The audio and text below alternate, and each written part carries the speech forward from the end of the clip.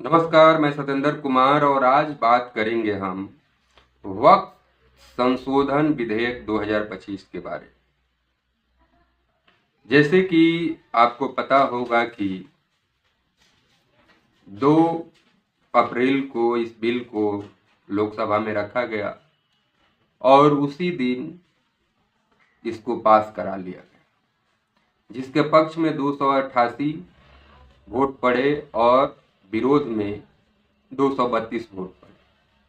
वहीं कल यानी 3 अप्रैल को इसे राज्यसभा में टेबल किया गया और 12 घंटे इस पर डिबेट हुआ। उसके बाद राज्यसभा से भी पास करा लिया गया है। राज्यसभा में इस वोट के पक्ष में जो मतदान हुआ उसमें सत्ता पक्ष यानी बीजेपी और उसके गठबंधनों के द्वारा 128 वोट पड़े, जबकि इसके विरोध में 95 वोट डाले गए। अब ये बिल लोकसभा और राज्यसभा से पास हो गई है। अब इसे राष्ट्रपति के पास भेजा जाना है और उसके बाद ये कानून बन जाए। हालांकि टोटल जो सांसदों ने इस पर जो चर्चा की है, चाहे वो पक्ष के हो चाहे विपक्ष के, दोनों को आप सुनते होंगे तो आपको लगता होगा कि वो भी सही कह रहे हैं, सत्ता पक्ष वाले और विपक्ष वाले भी सही कह रहे हैं। लेकिन जब कानून बन जाएगा तब आपको पता चलेगा कि क्या सही है क्या गलत। कोई भी बिल जब सदन में आता है उससे पहले लोगों के बीच उस पर राय ली जाती है, बुद्धिजीवियों से उस पर चर्चा होती है और उसके बाद बिल आती है। कितने लोगों से चर्चा हुआ, क्या हुआ, ये तो आपको भी पता होगा।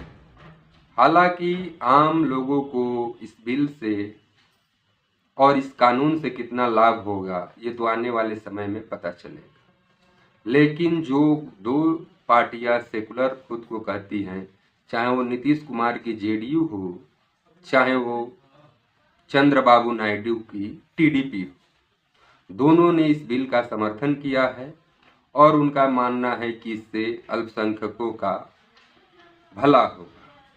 लेकिन वहीं जो विपक्ष सवाल उठा रहा है कि भारत सरकार पहले रेलवे की जमीन बेचा, उसके बाद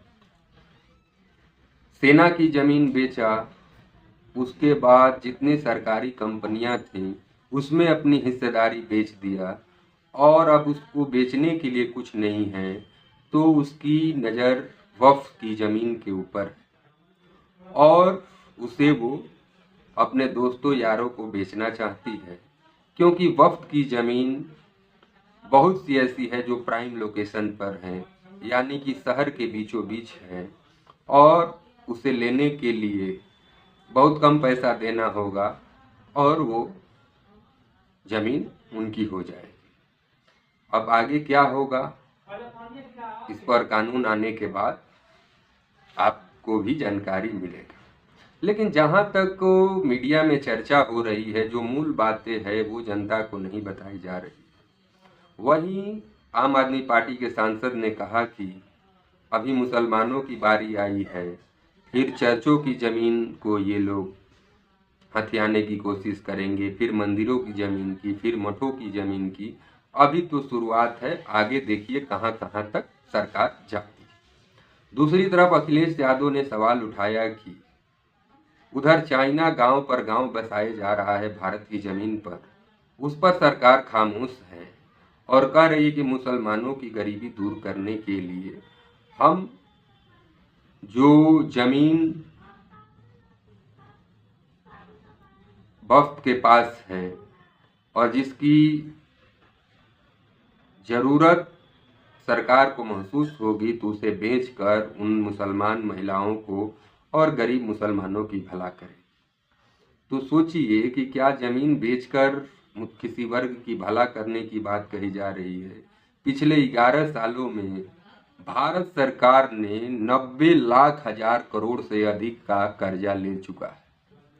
और जितनी भी योजनाएं आप देखिए, चाहे नमामि गंगा हो, चाहे 2 करोड़ रोजगार देने की बात हो, चाहे लोगों को घर देने की बात हो, लोगों को गैस सिलेंडर देने की बात हो, लोगों की 5 किलो अनाज की बात हो, किसानों को 2000 जो दिया जाता है 4-4 महीने पर सरकार के द्वारा, उसकी क्या हालात है। पहले 14 करोड़ से अधिक किसान थे, अब 8 करोड़ तक रह गए।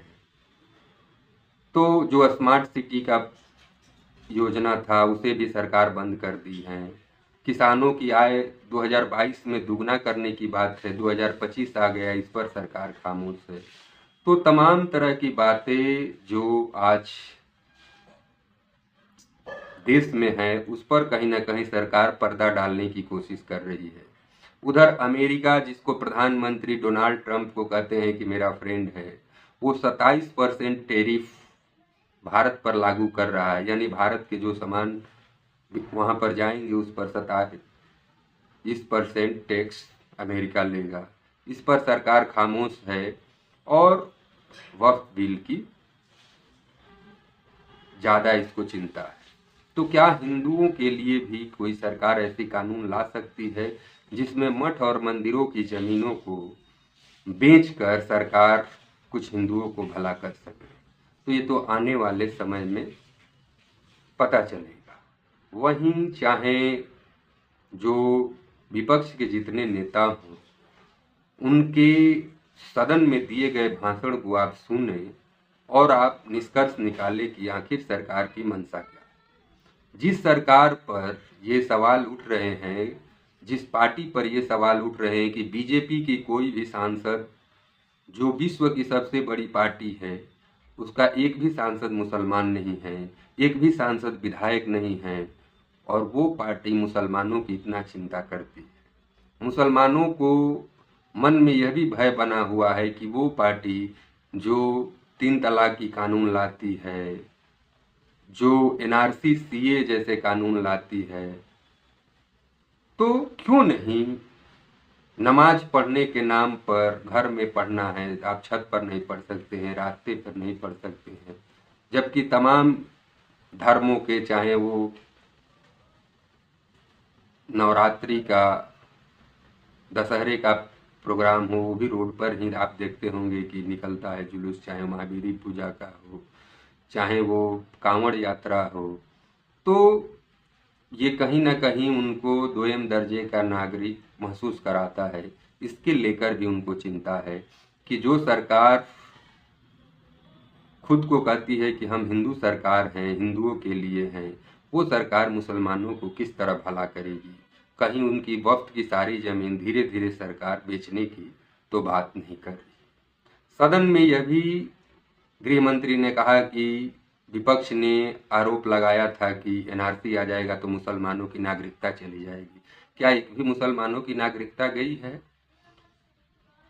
तो यह भी उसी तरह का कानून है कि इससे किसी का नुकसान नहीं होगा, जबकि गरीब मुसलमानों का फायदा। अब सोचिए, फायदा कराने के लिए सरकार इस नौबत आ गया है कि उसकी जमीनों को बेचने की बात सदन में कर रही है। दूसरी बात कि जिस कानून को लेकर इतने लोग संसित हैं, जहां जदयू की खामोशी पर बिहार के जितने भी मुस्लिम संगठन हैं, चाहे उनके नेता हैं, वह भी नीतीश कुमार से काफ़ी नाराज हैं और उनका मानना है कि सरकार चाहती तो इस पर काफ़ी चर्चा होता और उसके बाद इसको लाया जाता। दूसरी बात आपको बता दें कि जो गृह मंत्री ने कहा कि लालू यादव ने कहा था 2010 में कि इसमें कड़े कानून बनाने की ज़रूरत है, और हमने कड़े कानून बनाए।